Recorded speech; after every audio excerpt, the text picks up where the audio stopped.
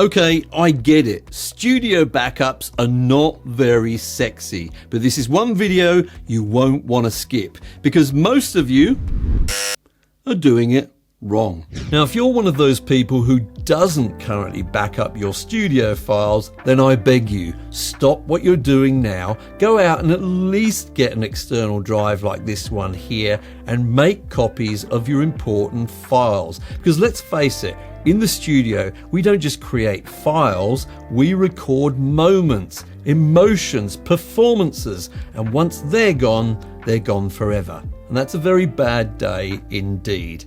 Now, if you've never had a hard drive or SSD failure before, I promise you, your time is coming. And when that time comes, you will wish that you'd taken the advice I'm going to give you in this video today. Now, this is a simple solution that many of you are using, but experts in the field would probably not suggest this as your main solution. So we're going to be discussing what solution I've been using in my studio for a number of years, and it includes using something called a NAS. Now this one here is the ZimaCube Pro, and they kindly sent it to me for this video. I'm going to be talking about why it's an excellent solution, and for full transparency, some of the issues I faced with it. But first of all, let's discuss what the experts suggest. Probably the most common strategy suggested is the 3-2-1 method. Put simply, it requires that we always have 3 copies of our data, 1 production copy and 2 backups. 2 of these should be on different media and 1 of them should be off-site. Now, when I say off-site, ideally, I mean like in a different country. Now, if we employ this method, it virtually guarantees that we'll always be able to recover our data, not just in the case of a hard drive failure, but also when there's like a fire or an earthquake or something along those lines. Now, a NAS drive like the ZimaCube Pro goes a long way in helping us to achieve this solution. NAS stands for Network Attached Storage, but in reality, something like the ZimaCube Pro here is so much more than just a hard drive enclosure attached to your network. In fact, it's really a specialized computer. And when I say computer, with this particular model, it has a 12th generation i5 processor, it's got 16 gigabytes of RAM, upgradable to 32, and it's got its own 256 gigabyte SSD to house its operating system. Yes, it's got an operating system just like you've got Windows or Mac OS. This has ZimaOS, which you can access via your web browser, and it makes it really simple and easy to set up everything you need to on this device. Now, in terms of actual storage, if we remove the front cover, we can see there are 6 bays for your hard drive. You just insert them there, and we can see a special 7th bay on the end here, which houses up to 4 M.2 drives for super fast access. Now, in total, wait for this, you can store up to 164 terabytes of data on this device. I think that's probably plenty big enough for most of us. Now, because it's actually a computer, there's some things that it can do that your humble hard drive enclosure simply can't do. Now, one of those things is RAID.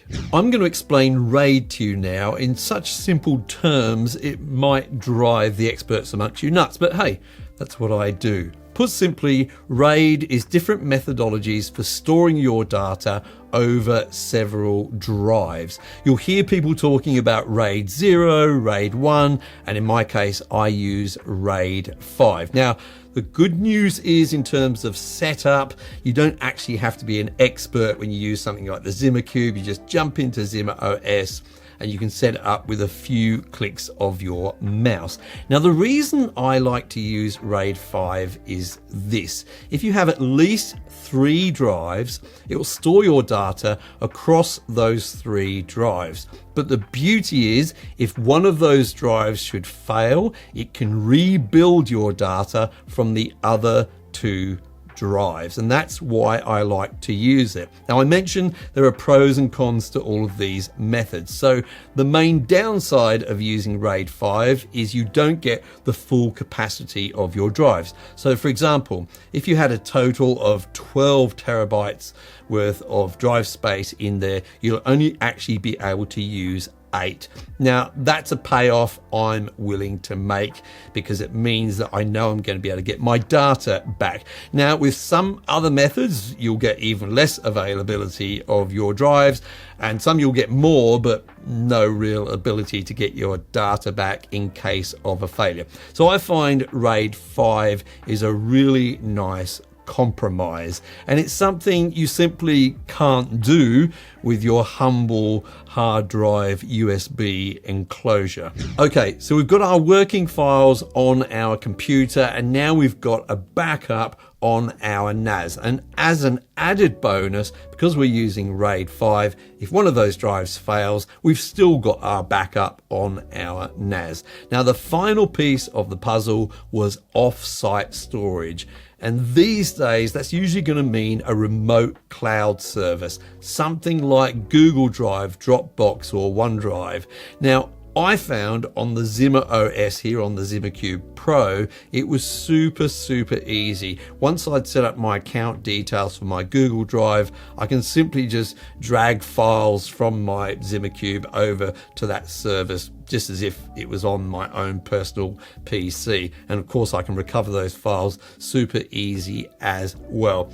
So that basically takes care of our solution, our 3-2-1 solution. But as I mentioned earlier, a NAS like the ZimaCube Pro is so much more than that. I'm not even going to delve into the many apps that you can install on this operating system, completely unrelated to music production. So things like media servers, so you can stream video or audio around your network, or there's things like chat services or AI related apps. I actually want to focus on the fact still that this is network connected. That means, in terms of music production, that you can connect to this from any computer on your network. And if you've, for example, got some song project files on here, they're accessible from all the computers on that network. Not only that, but they're accessible remotely. So when you're not even in the building, when you're on the go, or even on the other side of the world, you can actually access these files securely, or you can upload files to it securely, meaning that if you've forgotten something or you need to work on something important while you're away, you can still do that. And that's really useful to me personally. So it strikes me that if you've never used a NAS before, you may be a bit concerned that this is all going to be a bit geeky and technical. So to put your mind at rest, I thought I'd give you a quick demonstration on how it feels to kind of use this on a daily basis. So I'm in Windows here. I'm going to go down to my ZimaCube icon down here. This was originally in my system tray, but I've just dragged it out to my taskbar here. I click on that and I'm going to go to Open Dashboard. This automatically opens up a web page at the correct address to log into my ZimaCube. So I'm just going to put in my username here, and then I'm just going to copy and paste my password over here, and then I'll just click on the login button and it logs me into the system. As you can see, it's quite a friendly user interface. Now if I just want to upload some files, I'll click on the files icon here, and then you can see I've got various storage areas here. So it's opened up here to the default storage device, which is the internal storage which comes with the ZimaCube. This is where the kind of system files and things are. What I'm interested in is the main storage here. This is the name I've set up for it, and this is the storage, which is basically my hard disk drives. I've also got an SSD in there, but I've not got anything on that at the moment, so no need for me to show that to you. But in my main storage, you can see here I've got a folder called songs. So I'm going to open up that, and that's got all of the songs that I've backed up so far from my Windows system. So let's say I want to back up a new project folder or a song folder that I'm working on in my DAW. So I'm just going to go up to here to upload and then click on upload folder like so. It opens up this window, a browser window, and then it's already open in the right place for me. So I'm just going to select this one test song. It's one I made earlier for you. I'll click on that and then go to upload, and then I'll just reconfirm here, upload, and then it starts to upload all the files from that folder and it creates that folder there. Okay, so you can see that there, it's already backed up one test song. That was fairly quick. It's connected on my network and my NAS is in a room a few rooms away at the other end of my house. But if we want to actually then upload that to a cloud service, we can do that as well. Now there's a few that you can add, as I've mentioned before, these ones here, Google Drive, Dropbox, OneDrive, etc. I've already added a Google Drive here, so I'll just click on that to open that. And again, you can see I've got my folders in here. So let's say I want to actually back up the same folder. So I can go to my main storage here, I'll go into songs, I'll select this one test song, I'll go up to here to this little icon and then go to copy like so. Then I'll go over to my Google Drive, I'll go into the folder I want there. So this is in backups and then in songs, and you can see they're already backed up there. And again, you can see here it says paste one item. I'll just click on that and it's going to go ahead, creates that folder, and it's going to put all of the subfolders and files which are in that folder. So it's kind of as easy as that to add your files and folders to your network storage and then to your cloud storage. Now, another way you can do this, which you might find even easier in terms of getting your file onto the NAS, is just to use regular Windows, so to speak. So I'll close the browser here. I'm just going to open up this window on the left, which is where all of my song files are. And then I'm just going to open up this other window over here, which is just my PC with all of the various hard drives, and you can see I've permanently mapped a folder here to my NAS. That's that songs folder.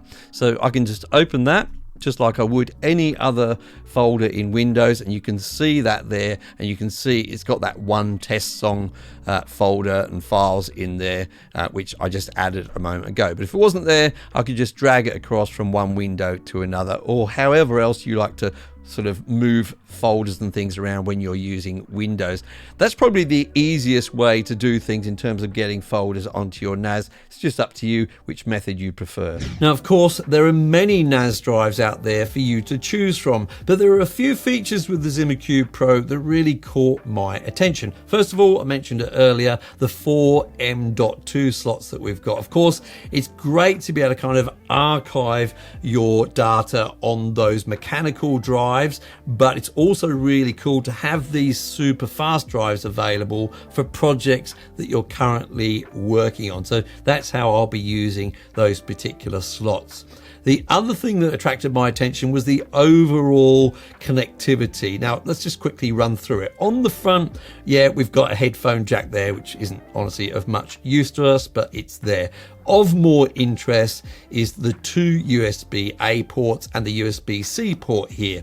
Now, these become really useful on two occasions. First of all, when you're initially setting up your ZimaCube Pro, if you have got a whole bunch of data kicking around on hard drives in these enclosures, then you can quickly hook it up to the front of the ZimaCube and transfer that data across. So that's really quick and efficient. And of course, in the future, if you're using, thumb drives or these kind of drives as well, then you can plug them in and either add or retrieve data from the ZimaCube. Same goes on the back. There we also find a couple of useful USB-A ports for the same reason, of course. We've also got a couple of ports to connect monitors, so a display port, an HDMI port here. This is useful if you're going to do some sort of deep maintenance, which you probably won't do very often, but it's there in case you need to hook up a monitor and perhaps a keyboard and a mouse, etc. You can do that. Then we have 3 Ethernet ports. 2 of these are 2.5 gigabits per second, and the other one is 10 gigabits per second. Now, it's nice to see some nice fast ports on here. Of course, you do need other hardware which is compatible with this, but it is something that I see myself making use of. And of course, you want your connectivity to be as fast as possible. Now, talking about that, finally, I'd like to point out another 2 ports which may look like humble USB-C ports, but in fact they are Thunderbolt 4 ports. Now, there's a couple of reasons why these are useful, and perhaps one reason which is not quite so useful. Let's run through that. Now, you could, if you were doing, say, video editing, for example, then this would be kind of useful to hook up to, and you could grab video files really, really quickly using Thunderbolt. Now, I'm not sure I want to do that in a music studio. I'll talk about that in a moment, and it's kind of one of the downsides, I guess, to having Thunderbolt on here, or why it's not an advantage. However, I do have a really good use for it, and again, it relates to my other point. When you initially do setup of these kind of machines, and I've done it a couple of times, it does take a long time to transfer your existing data onto a NAS drive, especially if you've got sort of years of data. So just for initial setup, I will find this really, really useful to hook up to my computer via Thunderbolt and get those files on there really, really quickly. Okay. So that's the reasons I love this machine.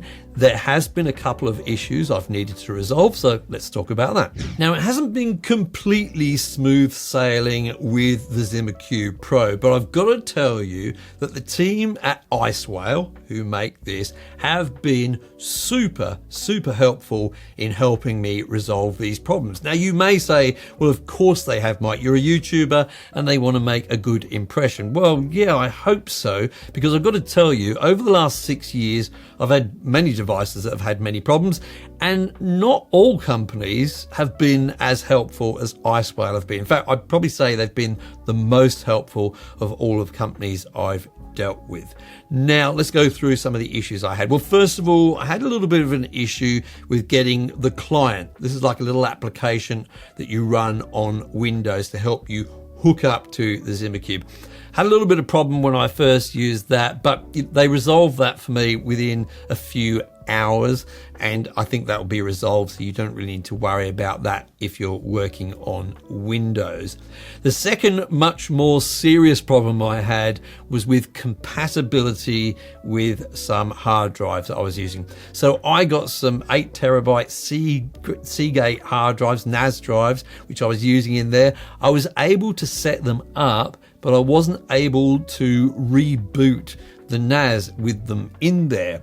Now, I know that Icewhale are looking into this. It looks like a compatibility issue, and they're working with Seagate on it, is what they've told me. However, I've got to tell you that the reason we were able to determine it was a problem with my drives is because when I first talked to them about this, well, they didn't know for sure if it was a problem with my drives or not, but what they did was ship some completely new Western Digital drives to me. So that was super, super helpful, and that indeed did solve the problem. So you want to check out the compatibility list with hard drives on this before you go out and get your hard drives. But you know, that may be an issue which is resolved even by the time I release this video. So anyway, thought I'd let you know about that and how they went above and beyond. Now, finally, is something I kind of touched upon earlier. You may be thinking, hey, I'll hook this up to my Thunderbolt computer and use this in the studio for super fast connectivity. However, I've got to tell you that I wouldn't use this in the same room that I'm sort of recording and mixing because of fan noise. Now, this, I've used other NAS devices before, and this has been a problem with all of them for me. They're all just a little bit too noisy to be using in a studio. So this maybe is a little bit more noisy than some other devices I've used. The fans do spin up, I think because it's got such a powerful processor in there. That's probably the case. However, with any NAS drive, I would have it in a separate room. And in fact, I've got Ethernet connections in my walls and I connect up via that way to another room. You could run a long cable. You could possibly even run something like this over Wi-Fi. Of course, you're going to get much slower speeds, but that's something I have done in the past as well. But it's worth sort of knowing that up front. Now, again, Icewhale have been really as helpful as they could be with this particular issue, in the sense of they sent me a whole guide about how I could go sort of into the BIOS of this and adjust the fan speeds. I did, and it did make it quieter, but as I explained to them, the kind of noise level that I'm looking for in a music studio is pretty close to silent, and I accept it's pretty difficult to do that with a device of this size with that much CPU power in there and all those hard drives. It's going to need fans, and those fans are likely to be noisy. So those are the issues I faced, and you want to consider those issues, I guess, before you go ahead and buy a device like this. Now, the ZimaCube Pro is kind of a premium device, I would say, useful for power users like me who are not only doing music production but also video production as well. I'm dealing with much larger files. If you think that might be overkill for you, they do a non-pro version as well, which is quite a lot cheaper, as well as a higher version actually above this. I think it's called the creators version or something along those lines. I'll put a link in the description down below so you can check out all of those versions and the prices for yourself. I also want to invite you to join me in the comments down below and let me know your horror stories in terms of data loss. This will help us to encourage others to make sure they do proper backups. I'm Mike. I hope you're well, and I'll see you in the next video.